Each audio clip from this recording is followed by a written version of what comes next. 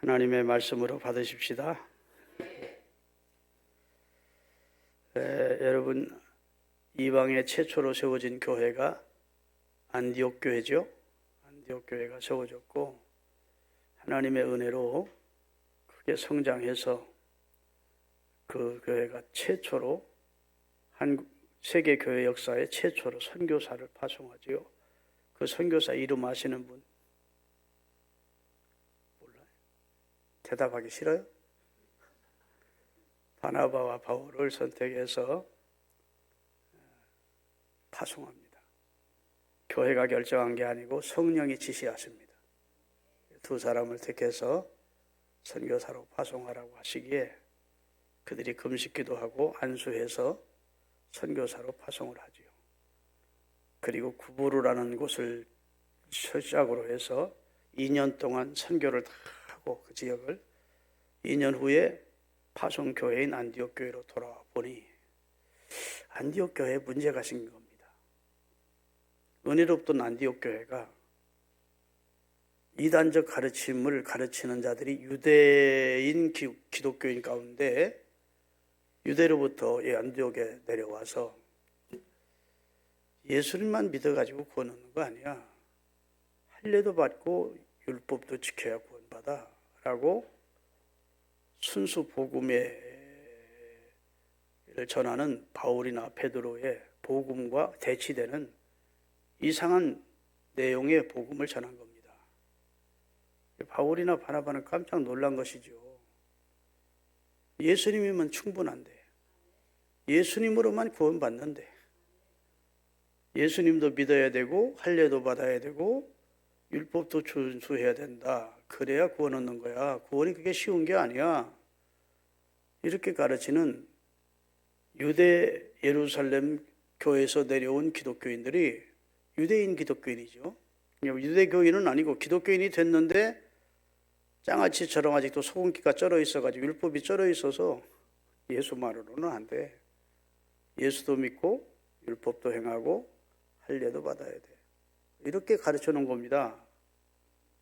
그러니까 바울과 바나바가 다른 복음을 전하는 거거든요. 자신들이 전한 복음에 다른 복음을 전하면 비록 천사라도 저주를 받아야 된다고 하는 것이 바울의 입장입니다. 아멘. 복음의 시작은 이렇게 돼요. 예수님은 성경대로 죽으시고 성경대로 부활하셨다. 아멘. 그리고 성경을 다 이루시고 율법을 이루시고 우리를 죄와 사망에서 구원하셨다. 그러기에 예수 그리스도를 구주로 믿는 자는 다 구원을 받는다. 이게 이제 바울이나 바나바가 그리고 베드로가 전했던 복음입니다. 따라합시다. 성경대로 죽으시고 성경대로 다시 사셨다. 그러니까 예수님의 죽음과 부활은 그냥 우연히 일어난 사건이 아니고 부활도 거짓 사건이 아니고 성경이 예언한 대로 구약이 예언한 대로 성경대로 죽으시고 성경대로 부활했으니까 그 하나님께서 당신의 아들을 약속한 대로 보내시고 십자가에 달려 대속해 하시고 부활시킨 것은 예수님으로만 이제 구원하기 위한 그 길을 내신 것이다. 예수 믿으면 구원 얻지. 유대인들이 너무너무 힘들어하는, 그리고 유대 교인들이 너무너무 지키기 힘들어 멍에처럼 메고 다닌 그 율법을 다 지켜야 된다면 하나님은 한 가지를 더 추가해서 예수님까지 믿으라고 해서 구원의 길을 더 좁게 어렵게 만든 것이 된다.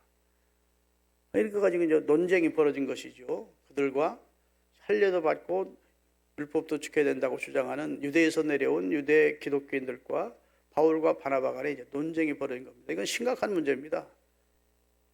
왜냐하면 잘못 결정하면 다른 복음이 전해지게 되고 다른 복음을 믿었다가는 예수 믿는 것이 도리어 짐이 되고 얼마나 힘들겠습니까? 예수 믿는 것도 그것도 귀한 일인데 거기다가 짐을 엄청나게 무거운 몽해를 지어주는 거니까. 그러니까 이것은 바울이나 바나바가 양보할 수 없는 입장이라고요. 그래서 변론을 하다가 토론을 하다가 이제 결론이 그러면 우리보다 성경에 능하고 우리보다 은혜도 많이 받고 하나님의 뜻과 성령의 감동을 받아 교회를 리더하고 있는 예루살렘에 사도들과 장로들이 있으니까 거기 가서 붙자. 그리고 이제 물으러 간 겁니다.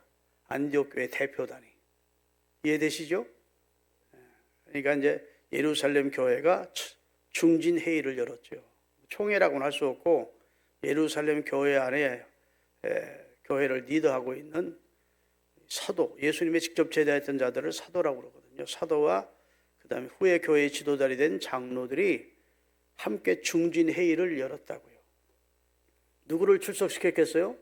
그 문제를 질문하러 온 바나바와 바울을 출석시키고 그다음에 반대파도 출석시키고 그래놓고 이제 중진 회의를 열게 된 겁니다. 그것이 우리 기독교 역사의 최초의 공적 회의가 되는 겁니다. 아멘. 그 전에는 이런 회의가 없었죠. 기도회나 예배는 있었어도 어떤 중요한 결정을 앞둔 회의가 없었다고요. 공식적으로 중요한 결론과 결정을 내려야 되는 회의가 최초로 예루살렘 교회에서 열리게 된 것입니다.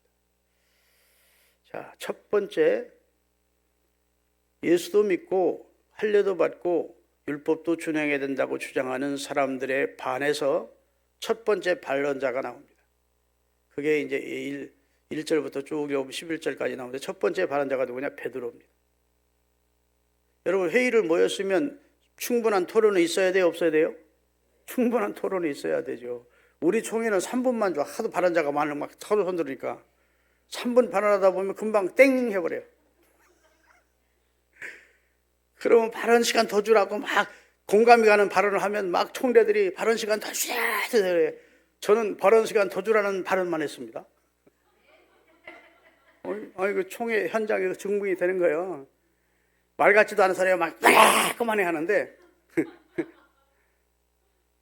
발언 시간 더 연장시키라고. 그래 결국은 이제 발언했던 것이 다 관철이 됐는데 여하튼 충분한 토론이 필요하거든요.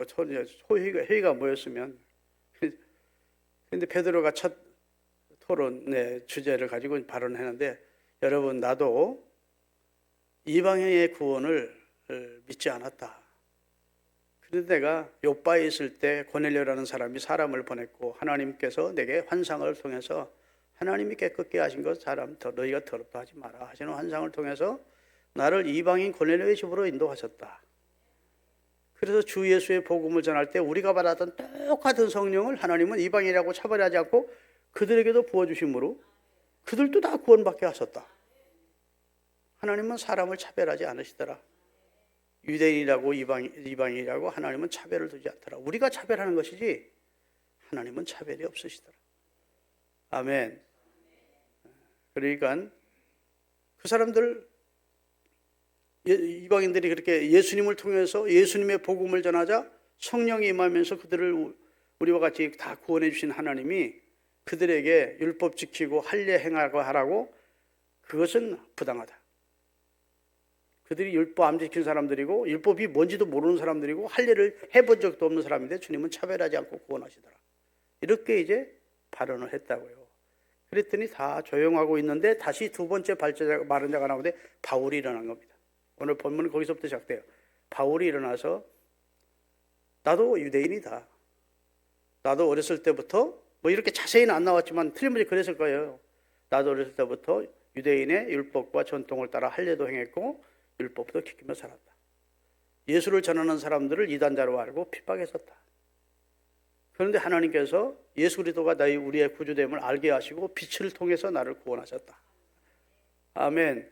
그리고 내가 가서 주 예수의 복음을 전할 때 가는 곳곳마다 선교를 가보니까 주 예수의 복음만 전하면 하나님이 우리에게 주셨던 성령을 그들에게도 주시더라. 누수들의 안진병에도 일으키시더라. 예수님의 이름이면 되더라. 이렇게 이제 두 번째 이야기를 한 겁니다.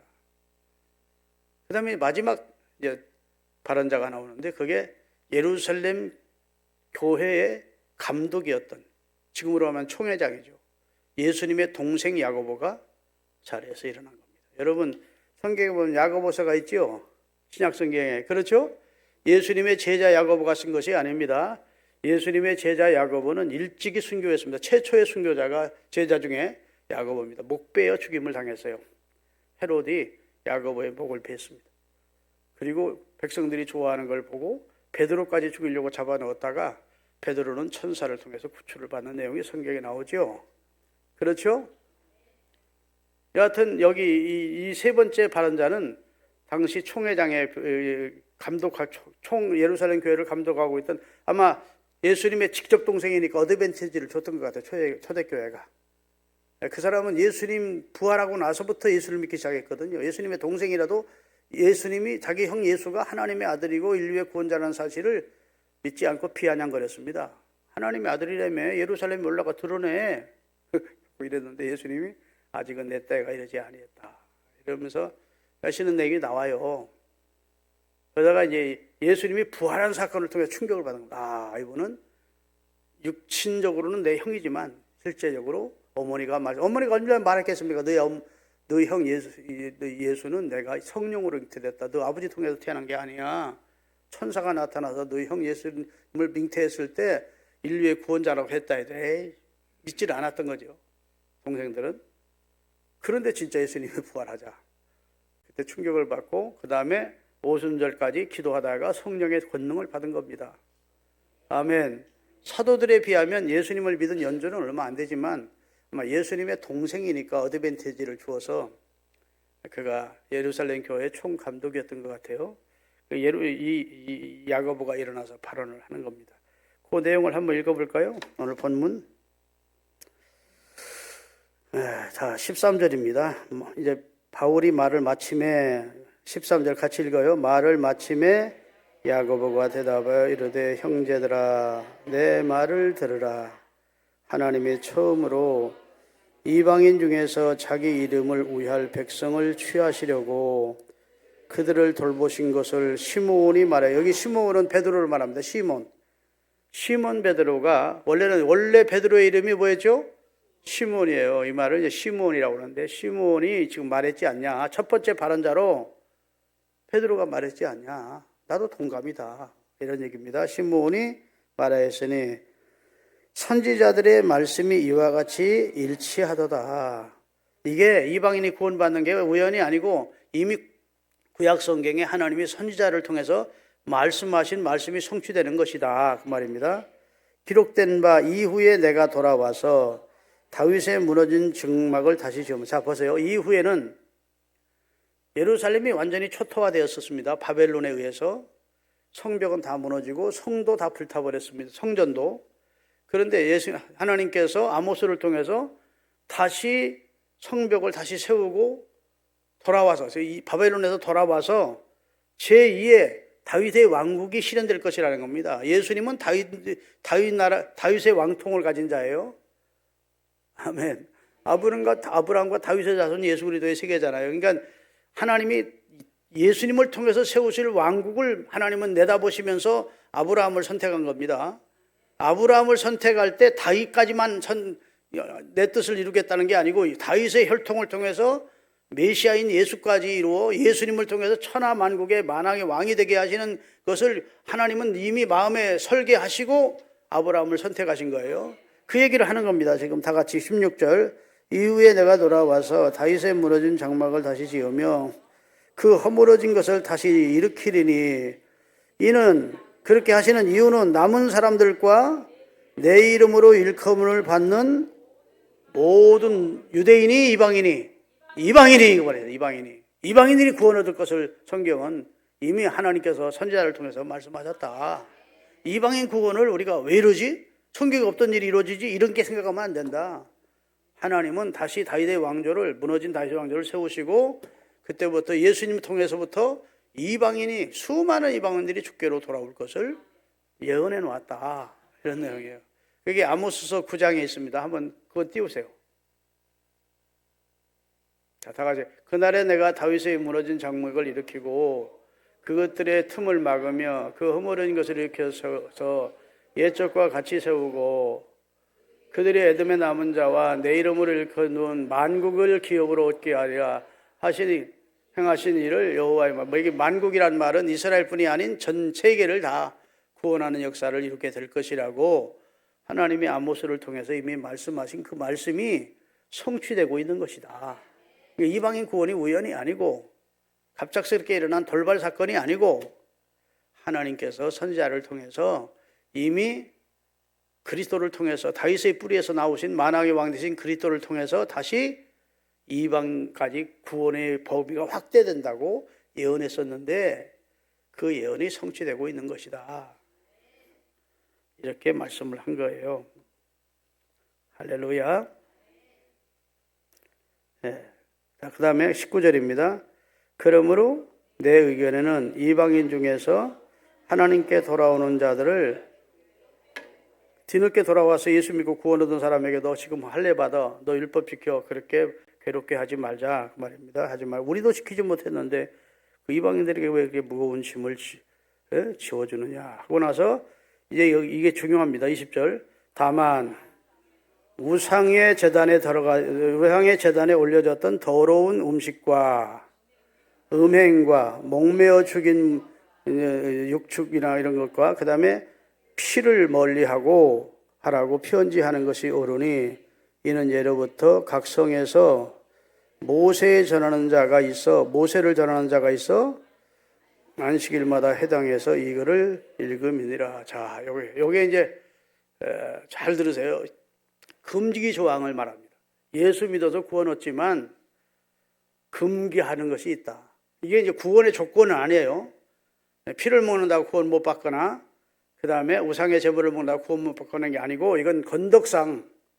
왜? 그 이유가 지금 이방인들이 모이는데 이방인들도 모이고 유대인들도 모이는데 유대인들이 자기들의 경전인 모세 오경을 계속 읽어댄다. 거기에 보면 우리가 지금 금기시하고 있는 율법의 조항들이 많이 있다. 그건 너희는 우리하고 완전히 다르다 하고 그 다툼의 소지를 만들지 말고 이건 일정 기간 우리가 인정해 주자. 유대인은 유대인으로 인정을 해 주자. 아멘. 이렇게 건덕상 서로 이것 때문에 다투지 말고 인정해 주자. 이런 입장입니다. 아멘. 그리고 이 제도는 바울이 이제 복음을 전 세계적으로 확산시키고 바울의 신앙을 가진 사람들에 의해서 폐지가 되는 겁니다. 아멘. 지금 우상의 제물을 먹는 것이 죄라는 겁니까? 죄가 아니라는 겁니까? 죄 아니에요. 믿음으로 먹으면 죄될 게 하나도 없대요. 그런데 그것이 양심의 꺼리낌이 되면 그걸 바라보고 있는 주변 사람들이 나 때문에 실족을 당할 것 같으면 먹지 않겠다는 겁니다. 이런 입장을 취하는 것이 바울의 신학이에요. 우리 고린도전서 8장인가요? 한번 띄워주세요. 이건 같이 읽읍시다. 너무 길어서 성경 뒤에서 갔다가라도 읽으셔야 돼요. 고린도전서 제8장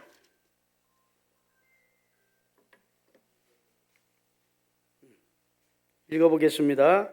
우상의 제물에 대해서는 우리가 다 지식이 있는 줄 아나 지식은 교만하게 하며 사랑은 더구세요. 자, 우상의 제물을 너 먹으면 안 돼.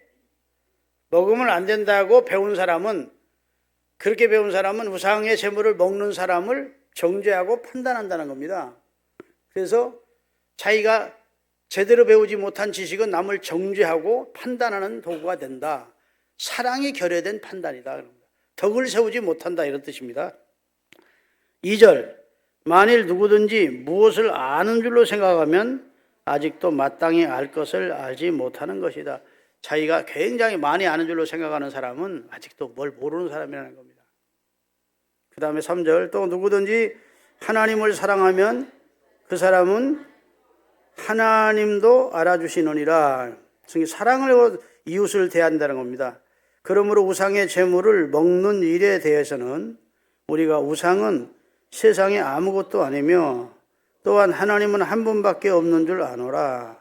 비록 하늘에나 땅에나 신이라 불리는 자가 있어 많은 신과 많은 주가 있으나 그러나 우리에게는 한 하나님 곧 아버지가 계시니 만물이 그에게서 났고 우리도 그를 위하여 있고 또한 한 주 예수 그리스도께서 계시니 만물이 그로 말미암고 우리도 그로 말미암았느니라. 그러나 이 지식은 모든 사람에게 있는 것은 아니므로 어떤 이들이 지금까지 우상에 대한 습관이 있어 우상의 제물로 알고 먹는 거로 그들의 양심이 약해지고 더러워지느니라. 음식은 우리를 하나님 앞에 내세우지 못하나니 우리가 먹지 않는다고 해서 더 못 사는 것도 아니고 먹는다고 해서 더 잘 사는 것도 아니니라. 그런즉 너희의 자유가 믿음이 약한 자들에게 걸려 넘어지게 하는 것이 되지 않도록 조심하라.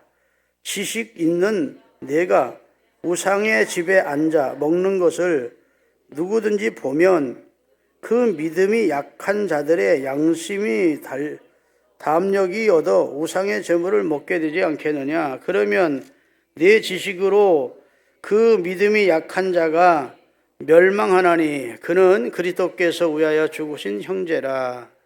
이같이 너희가 형제에게 죄를 지어 그 약한 양심을 상하게 하는 것이 곧 그리스도에게 죄를 짓는 것이니라. 그러므로 만일 음식이 내 형제를 실족하게 한다면 나는 영원히 고기를 먹지 아니하며 내 형제를 실족하게 하지 않겠노라. 이게 바울의 이제 덕스러운 신앙생활을 위한 권면입니다. 자, 음식이 뭐냐? 하나님 앞에 다 의미 없는 거다. 가치 없는 거다. 음식이 사람을 깨끗하게 하는 게 아니고 거룩하게 하는 게 아니다. 아멘. 음식은 다 하나님께서 우상에 창조한 피조물의 일부다. 그런데 그 당시는 고린도라고 하는 이 도시는 당시 그 신전이 엄청난 아테네 신전이 있다고요. 그 신전 안에서 공창이라고 해서 여사제들과 많은 남자들이 가서 제사 드리고 몸을 쏟고 그 다음에 거기서 엄청난 짐승들을 죽여서 제사를 드렸다고요. 그 제사 드리는 것을 사제들이 다 먹을 수 없었다고요. 그러니까 그 많은 고기들을 시장에 내다 팔았다고요. 그러면 그때 이제 예수를 믿는 사람들이 우상 앞에 드려졌던 이 고기가 좀 싸지 않겠습니까? 다른 생축으로 잡아서 타는 것과 이미 우상 앞에 한번 아테네 신전 앞에 드렸다가 나온 음식은 조금 헐값에 팔렸을 거예요. 그러면 사람들이 그걸 사서 먹는다고요. 그러면 이제 평신도 가운데 우상 앞에 드려진 재물을 내가 어떻게 먹어? 하나님이 기뻐하지 않을 거야 라고 생각하고 그 우상의 재물을 안 먹는 사람도 있고, 사도 바울은 무슨 소리야, 예수 안에서 우리가 다 해방됐는데 음식이 우리를 더럽게 어떻게 해? 아멘. 사람의 입으로 들어가는 것이 사람을 더럽게 하는 것이 아니래요. 사람의 입에서 나오는 것이 사람을 더럽게 하지, 이까짓 것 음식에 지나지 않는다. 우상은 존재하지도 않고 아테네 신이라는 저는 신이라는 자체가 존재하지 않는데 아니 우상의 제물을 먹으면 어때? 이런 강한 믿음, 복음 안에서 다 소유할 수 있는 그런 큰 믿음이 있는 사람은 먹으라는 겁니다. 문제될 게 없다는 거예요. 그런데 우상의 제물을 먹으면 안 되지, 이렇게 믿음이 약한 사람들이 있는데 바울이 아무것도 아니에요. 그냥 먹어버리면 설명이나 잘 해주고 이해를 시키고 먹으면 되는데 바울이 그냥 우상의 제물을 먹어. 그런데 교회 지도자라는 사람이 말이야, 제물 우상 앞에 드린 제물을 먹네? 교인들 다 유선자들이구만, 나 교회 안 나가려네 하고 실족하게 하면 안 된다는 겁니다. 이게 주변에 있는 사람들을 참작하고 음식 섭취 생활을 하라는 거예요. 아멘. 여러분, 운동을 하다 보면 음식이 좀 와요. 어떤 분들이 음식을 갖고 오죠. 근데 그 사람이 이제 어제 우리 제사했어.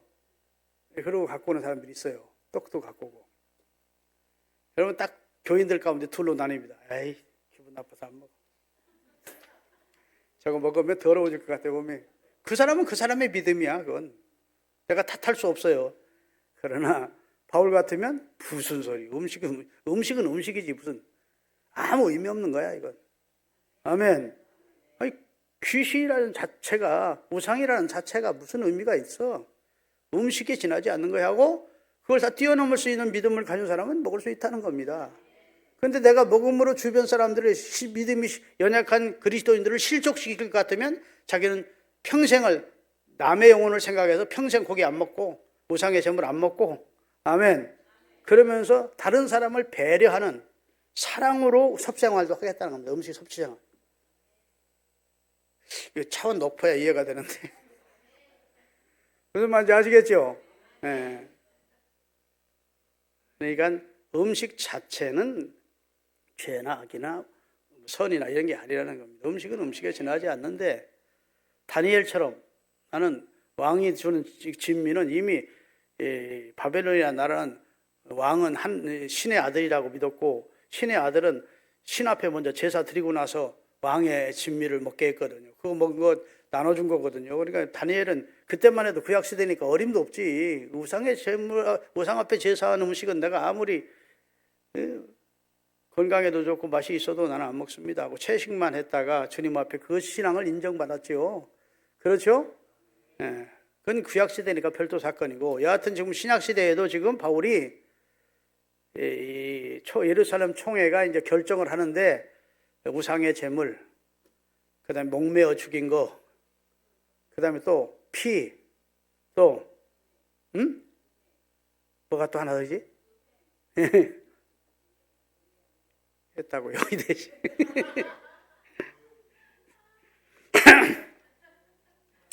내가 지금 장은진 권사님이 한 말을 잘 못 알아들었어. 나하고 지금 우리 저 어성만 집사님하고는 이렇게 해야 조금 알아들어. 원래부터 귀가 안 들리는 게 아닌데 이제 나이 먹으니까 이렇게 해야 들어.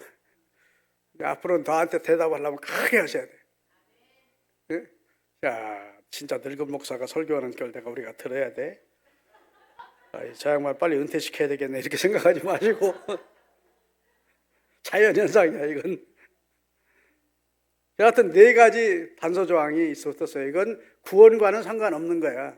이건 금기조항으로 우선 그 이유를 달잖아. 그 다음 절에 우리가 이방인과 함께 예배하지 않느냐 그 말입니다. 이방인들이 모세를 거의 신으로 추정하다시피 모세가 전한 율법을 생명으로 알고 전하는 사람들과 같이 기독교인인데 그 사람들이 이거 다 잘못하는 거야 그렇게 하면서 판단하지 말고 그것은 우리가 덕으로 사랑으로 용납하자 이런 입장입니다. 여러분 교회는요 예배 많이 드리고 기도회 많이 하는 건 좋습니다. 아멘. 근데 회의는 취약이다. 따라합니다. 회의는 취약이다. 그렇게 은혜롭던 분위기도 사랑으로 똘똘 뭉쳐 회의하면 상처를 받고 싸워. 어떤 교회는 교회 중직자를 세우는 행사가 있었는데 갈비탕으로 하자, 국수로 하자, 설렁탕으로 하자 이것 때문에 싸움 나가지고 교인 3분의 1이 교회를 떠났대요. 아마 선동적인 여전도 회장이 있었던가 봐, 그 사람이. 자기는 갈비탕을 하자고 했는데 갈비탕을 안 하고 국수로 하자는 게 의견이 많아서 막 우리 대한민국 사람들 자존심이 너무 세. 따라합시다. 자존심은 개도 안 물어간다. 자존심 너무 높이지 마세요. 자존감은 가져야 돼. 자존감을 가지고 살아야 난 하나님의 아들이야, 하나님의 딸이야. 그리고 어떤 말 의견도 내 의견과 달라도 수용할 수 있어야 돼. 그 사람은 그 사람대로 그 사람은 그렇구나. 아멘. 자기 의견이 관철이 안 되면 막 진돗개처럼 물고서 그래? 다음 재직회 때 보자. 네가 발언하면 내가 무조건. 그때부터 그 사람이 아무리 옳은 얘기를 해도 막 반대하고 나는 거야. 근데 이 서양 사람들은요 아무리 자기 주장을 했다가도 여러 사람 얘기를 하나 관찰이 딱 되면 그다음부터는 자기 생각을 포기한대. 야, 신사지. 근데 나 그때 당했어 너한테. 가만하지. 언젠가 내가 보복할 거야. 뿌리도 것처럼 물고서는 안 들어주는. 회의가요. 사실은 세의까지 은혜로운 교회는 진짜 은혜로운 교회고 회의는 많이 안 하는 게 좋아. 근데 회의를 하되 수용할 수 있어야 돼. 남의 의견도 수용할 바는 폭이 커야 돼요. 내 의견 관찰 안 됐다고 상처받으면 안 돼. 따라합시다. 동남풍아 불어라. 서북풍아 불어라. 나 껐떡하네. 누가 날 흔들고 내 의견과 반대돼도 나 그것 때문에 상처 안 받아. 우리 주님 아시면 되지 뭐. 아멘. 그런 마음으로 해야 돼요. 그래서 여러분 교회 안에 모든 공동체 속에 들어와야 돼요. 들어와서 의견도 제출하고 의견이 관찰하지. 내 의견은 이랬는데 다른 사람의 의견이 더 여러 사람에게 공감이 되는 모양이다. 그건 주님의 뜻으로 알고 수용을 해야 돼. 그래서 동남풍아 불어다 서북풍아 불어다. 나는 그런 문제를 끄떡 안 한다. 아멘. 주여 나의 마음을 주님 앞에 확정시켰습니다. 나는 흔들리지 않습니다. 이런 믿음 가지고 사십시다.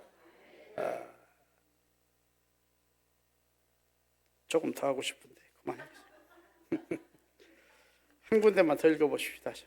고린도서 10장으로 몇 장 넘기면 9장, 지금 8장 읽었으니까 10장 23절서부터 읽겠습니다.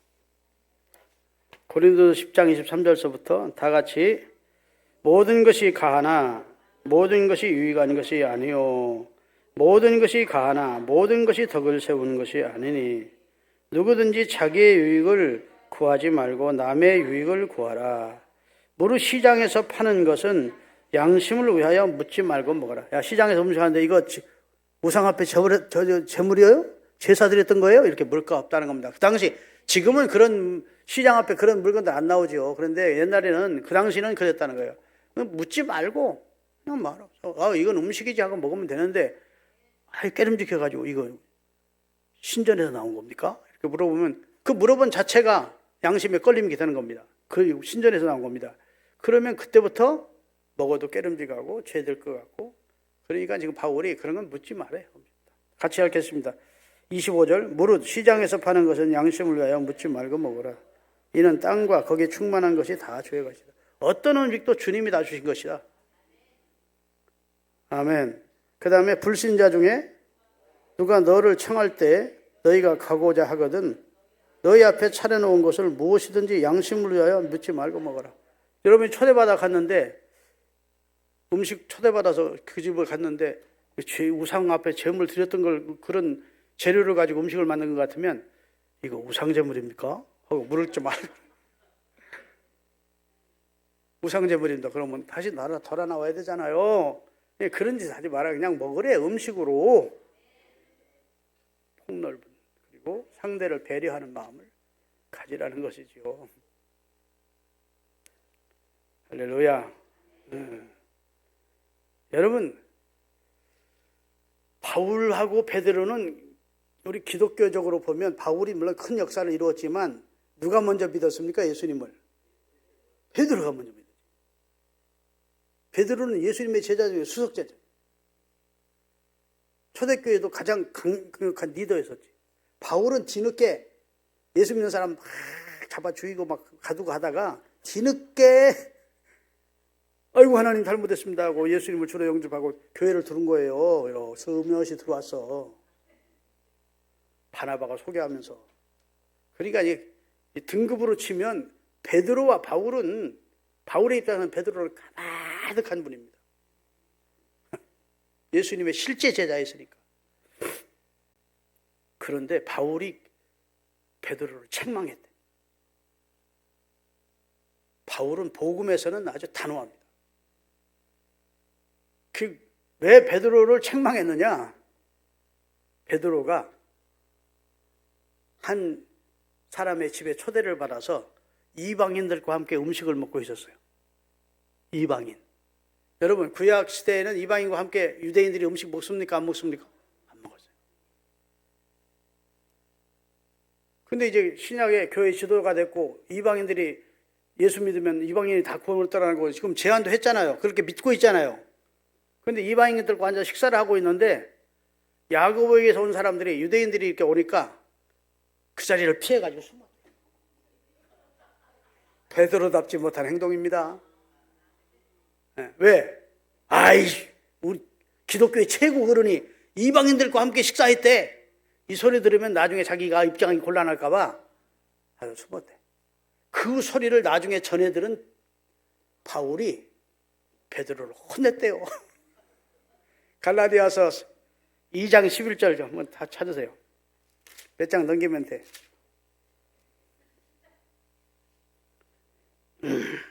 여기 게바는 베드로의 별명 중에 하나입니다. 베드로는 시몬은 본래 예수 믿기 전 부르심 받기 전에 이름이고 그 다음에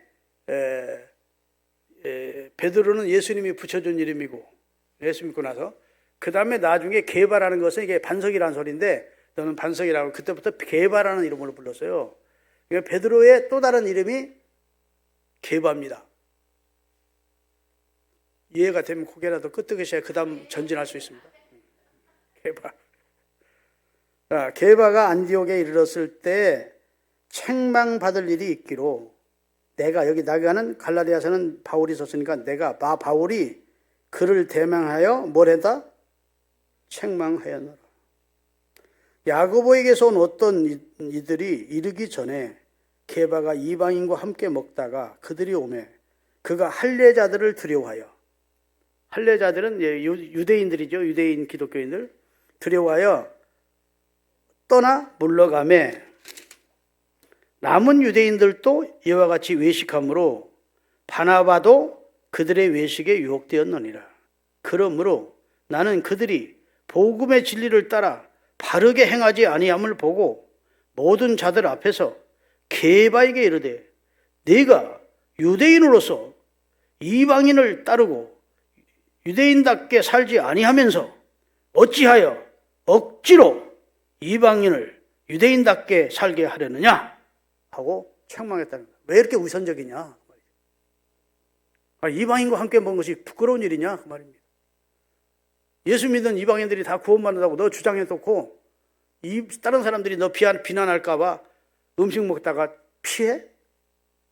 교회 최고 지도자가 그러니까 바나바도 너 따라갔고 다른 유대인들도 너 따라가 피신하는 거 아니냐?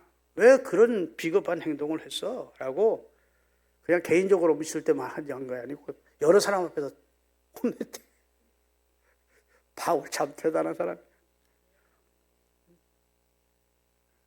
그만큼 바울은 복음에 대한 확신을 가지고 살았습니다. 복음을 믿는 사람은 복음을 믿는 사람답게 해야 된다. 기도하겠습니다.